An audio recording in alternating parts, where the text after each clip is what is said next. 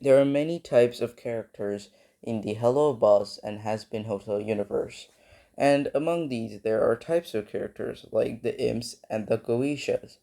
But by far one of the most loved types of characters are the seven deadly sins. But who is the strongest? What are they? And what are facts behind them? Well, let's find out. So don't leave. Now, beginning with the weakest of the seven deadly sins, we begin with Osmodius, also known as the sin of lust and the controller of the lust ring.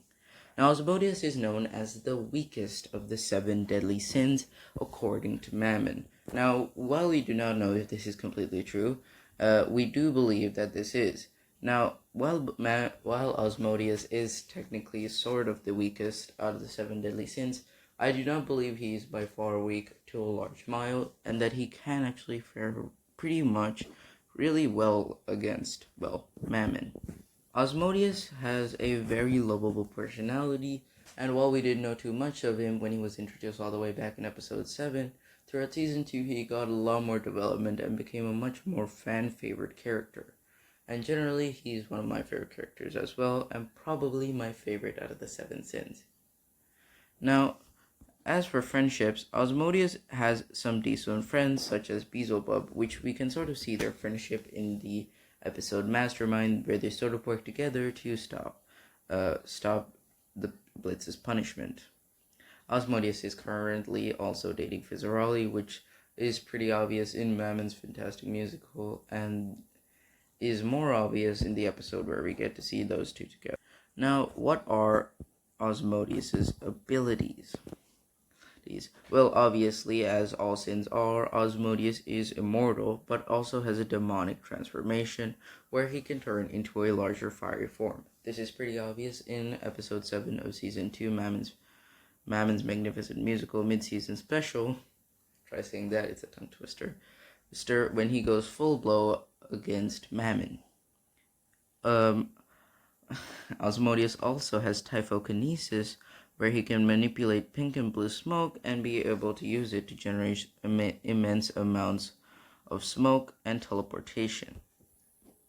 He also has environmental manipulation and can warp colors, ambience, and illumination of every room, or in other words, pretty much change it to what he wishes.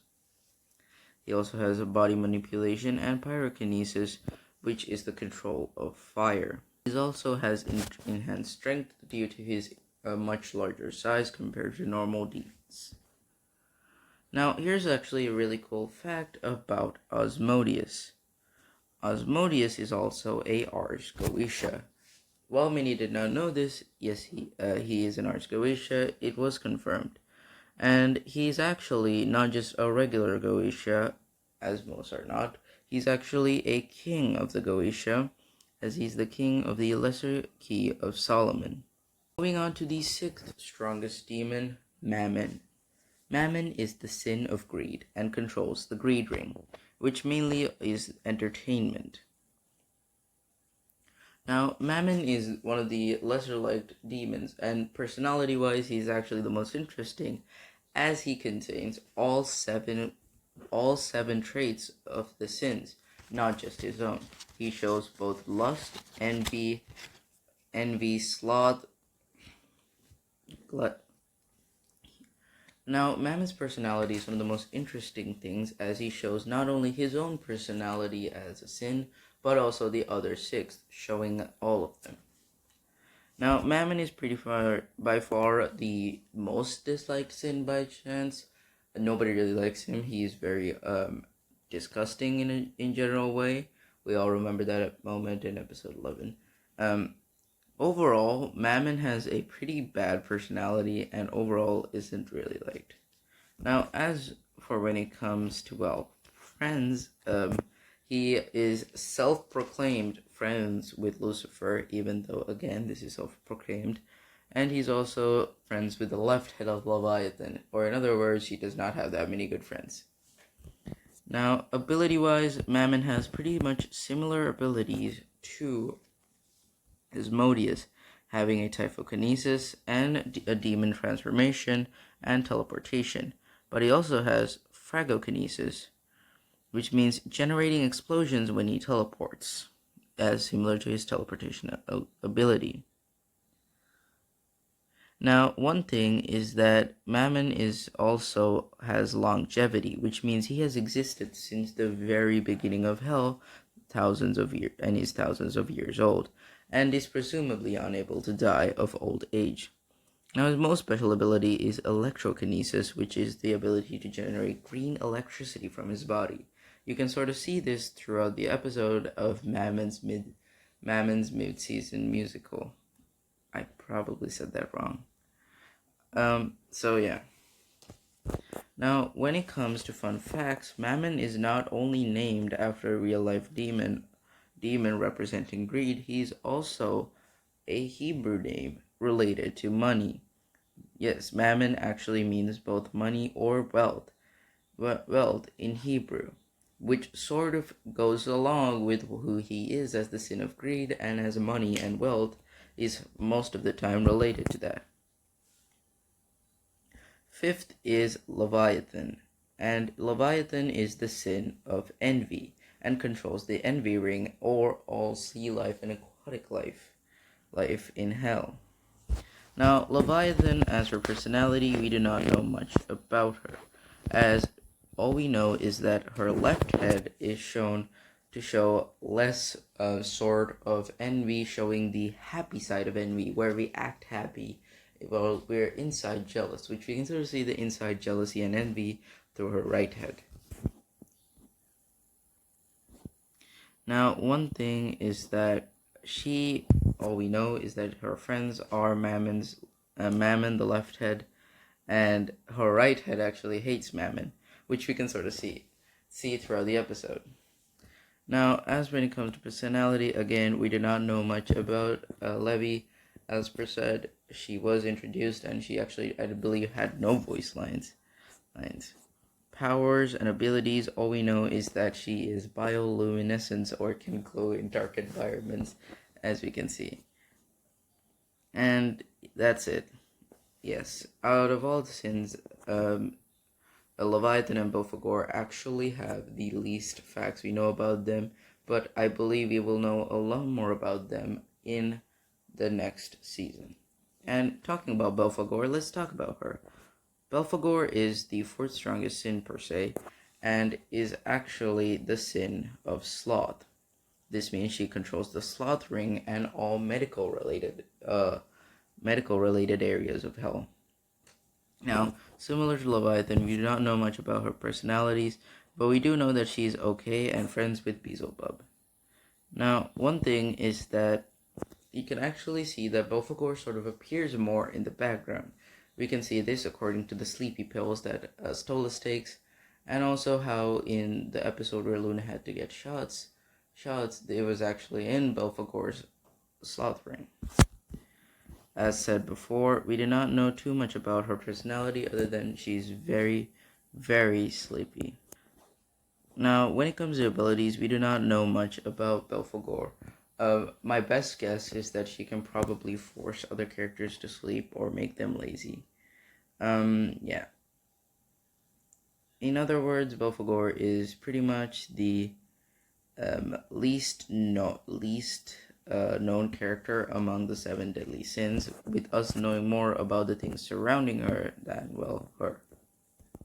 Moving on to number 3, and probably the most loved sin out of the 7 deadly sins, Beelzebub. Now, Beelzebub is probably the most interesting sin among all of them, as she is both the sin of gluttony and controls the gluttony ring, and she actually gains power through her followers, which is one of her special abilities. Now, when it comes to personality, she actually has a very, very fun personality, having a party animal personality as for her wolf design. She likes partying, drinking, singing, and most of all, honest people. Cool. Now, one thing is that she has a lot more friends than what we know, mainly being friends with both Bagore, Satan, like a brother, and Osmodius.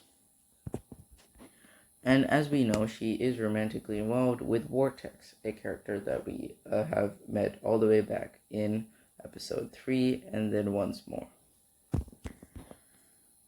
Now, she actually has a strong hate towards Mammon, don't we all? But generally, we can see this with the face of utter disgust in the episode Mastermind.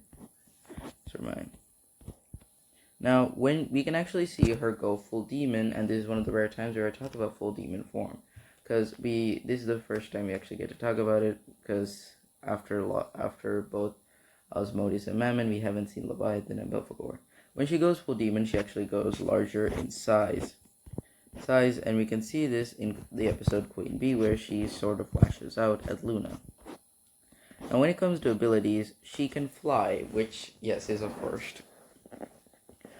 She, similarly to all other 7 deadly sins, has a demonic transformation and has conjurations, which means she can materialize food and beverages for her supporters. She also has size manipulation, allowing her to change size, similar to Osmodius, and water breathing, which is ability to sing and talk while being in liquid. Now, again, as said before, she gains more power according to the number of followers she has, which can easily show why she is the 3rd strongest of the sins, mainly because of how many followers she has. Now, when it comes to trivia, we know a lot about Beelzebub. But one of the things is that her song Cotton Candy is actually a sort of adaptation. It is actually a music video adaptation of the famous singer Kesha's song Die Young. And basically, if you don't know, the sort of music-like aspect of it and the video-like aspect of it is sort of related to the Kesha song, as said before, Die Young. Now, one thing is that Uber Eats, the human world, is countered in hell as Beelzebub is the queen of gluttony. Now, moving on to the 2nd strongest out of the 7 deadly sins, and another new introduction, Satan. Now, for Satan, we know that he's the 2nd strongest sin, and actually is the sin of wrath and controls the wrath ring. From what we know about him, he is probably the judge/lawmaker of hell. And he actually is a pretty fan-loved character. Now, as the lawmaker, he is a pretty well-rounded character, and we can see that he is less biased most of the time and has a pretty decent overall ability. Now, we do not know too much about his personality as he was just introduced. From what we know, he is actually a pretty chill guy. From what we know about personality, Satan is a pretty chill guy. But he does lose his temper, which is why he has one of his friends. I forgot the name of crap. This dude help him. Compared to Bagore and Leviathan, who were also introduced in this episode, we actually do know some of Satan's abilities. Obviously, he is immortal and actually has size alteration, as we can see that he changes size in the Mastermind episode. He can also fly with his dragon-like wings. Has environmental manipulation.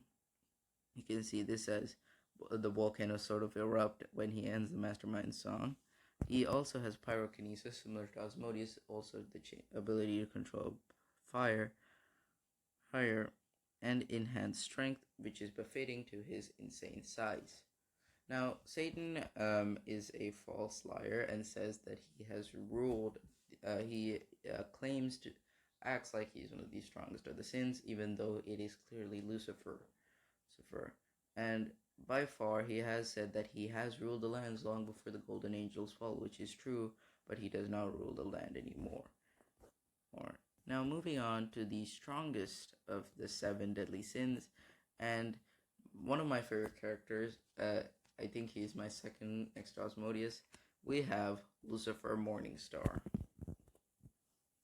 Now, Lucifer is the only character who does not show up in Helluva, as he is a has-been hotel character. Lucifer is actually one of the characters we know most about. He is the father of Charlie Morningstar and is estranged and is the husband of Lilith. Well, we already know the backstory of Lucifer, as said in the beginning of Has Been Hotel. Now, Lucifer is known as the fallen angel and has actually a very, very rare case, as he is pretty much older than the earth. Also, Lucifer is easily the strongest out of the 7 deadly sins for many reasons. Personality-wise, he has a very decent personality. He was a deadbeat dad, but then he became a much better father towards the end and a much more lovable character towards the end of Has Been Hotel. Sorry about that. Overall, a lot of characters really love him, and I agree. His personality and love towards ducks is very, very loved and funny. He also seems to be very, very well treated of everybody, and he's very accepted. And we can actually see how fun of personality he has on the 5th episode, Dad Beats Dad, with his instant acceptance of things like Vaggie by him saying, "You like women? Me too. Me too. We have something in common." Anyway, now going on to his abilities. As said before, with all other sins, he is immortal. He also has angelic power, which, if you don't know, angelic power is one of the strongest powers and can actually outclass hell. We know this because of the exterminations and how even overlords who are mostly under these 7 deadly sins don't even want to fight with angels, even though they have.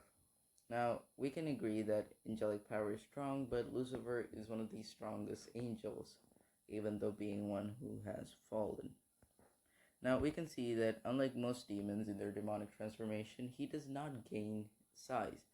Instead, he gains fiery eyes and controls his wings while also having a very strong power. He easily destroyed Adam in the fight, as he also is able to fly with his wings and has life manipulation, because he created Razzle and Dazzle for Charlie. He can also teleport, fun fact, because he can teleport similar to all other 7 deadly sins with golden glitter. Lucifer also has the ability to shapeshift, as we can see, because he transformed into a snake among many other things in the last episode.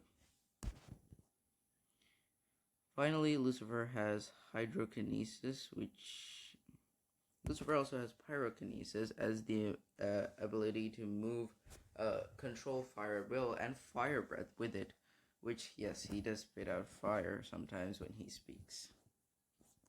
Now, there are many interesting facts about Lucifer. Obviously, as we know, Lucifer is based on the biblical character of Lucifer. And fun fact, Lucifer is the first sin to be debuting in Has Been Hotel and the 4th overall to be debuting in the universe of the Has Been Helluva universe. Also, as many know, Lucifer really, really likes ducks and actually has an entire rubber duck collection. Lucifer is also talented in playing the violin. Now, these are the 7 deadly sins of Hello Boss and Has Been Hotel. Hope you had a good time, and if you want me to make another video, I will 100% make it. I am planning on releasing new videos every single week or so, just so that I can still take my time, especially focus on school. Overall, this has been a really fun video, and I really want to make more. Also, guys, don't forget to check out our entire friend group's second channel, Talons of Gamers, where we are officially beginning Talons of Among Us Season 2 with a very interesting episode, which don't forget to check it out. It is very, very funny. But that is it for this video, guys. Hope you had a good time, and that is Diozy going out.